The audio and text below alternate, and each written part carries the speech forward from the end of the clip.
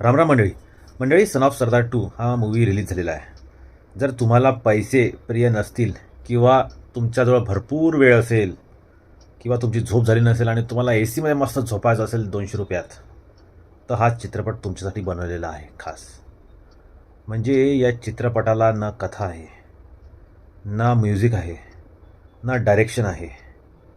फक्त आहे तर नॉनसेन्स, पानसट, ओव्हर द टॉप, फोर्सफुली केलेले सीन्स, अजय आणि मृणाल ठाकूर यांची फोर्सफुली केलेली केमिस्ट्री, हे या चित्रपटात तुम्हाला बघायला मिळतील.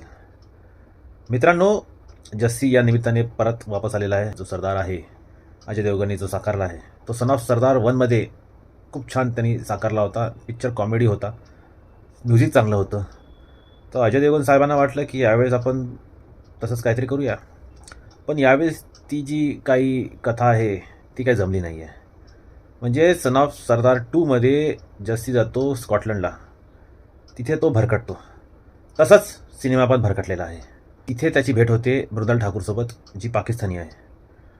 मग यांच्यात म्हणजे जी सिच्युएशनल कॉमेडी करायचा प्रयत्न केलेला आहे, ती कॉमेडी बघताना हसू तर येत नाही, पण हा जो काय प्रयत्न चालवला त्याच्यावर नक्कीच रडू येते. मित्रांनो, ट्रेलर बघून आपल्याला वाटते की हा एक मस्त मजेशीर पिक्चर असला पाहिजे, जसा स्वीट गुलाबजाम.